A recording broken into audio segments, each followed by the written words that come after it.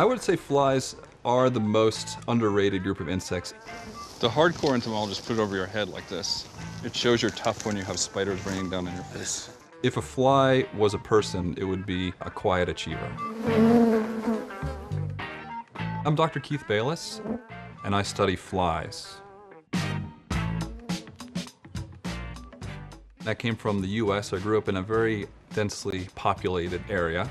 In my own backyard, a tiny little backyard in New Jersey, I found a fly on a tree that all the textbooks said was extremely rare. So I started to learn more about flies where I could. Oh, here's a really cool insect. Beautiful. The childlike wonder you experience when you're learning about something in a field guide really doesn't end when you're studying insects, because there's always something new to discover. My day-to-day activities include catching flies, identifying them, sequencing their genomes, and publishing on new or important species of flies that we didn't know much about. So this is a trap that passively catches all the insects that are going by, so it's a way to do biodiversity monitoring. So we can catch both native insects or potentially non-native insects that are invading the area. I get called a fly fan, fly guy, Lord of the Flies.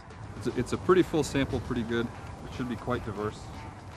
One reason I study flies is that they're really on the axis of animals that are interesting and animals that I don't feel too sorry about when I collect them.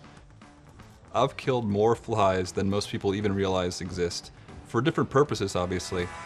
We know just a fraction of the flies in Australia. There's hundreds of thousands of additional species left to be discovered and described.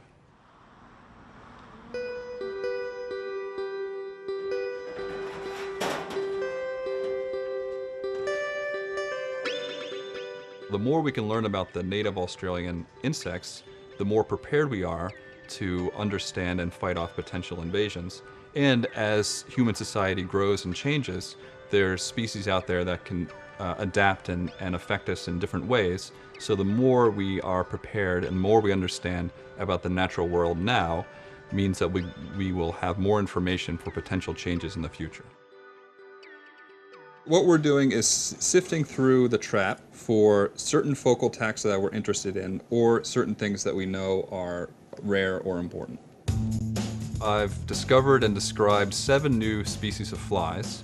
So there's 2 Australian insects that are named after me. One is a march fly, and one is a parasitic wasp.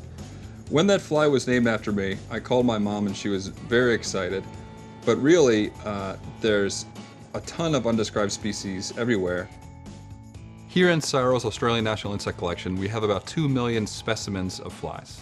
There's a fly for everyone once you learn enough about them. Flies have a lot of different roles in their ecosystems. They're some of the most important pollinators, so flies deserve more recognition and more study, both in terms of their beauty and wonder, and in terms of the damage they can cause in some species in human society. There's a number of beautiful parasitoids that attack things like grasshoppers, snails, caterpillars. There's some that are missing their wings. They can't fly anymore, they're walks. That's not the technical term. The particular group of flies I study, there's probably only about 5 people in the world who can identify them reliably. What we need is more young scientists and more interest, and then eventually we'll be able to say what is the diversity of flies and insects and nature in Australia, which is something we just know a fraction of at the moment.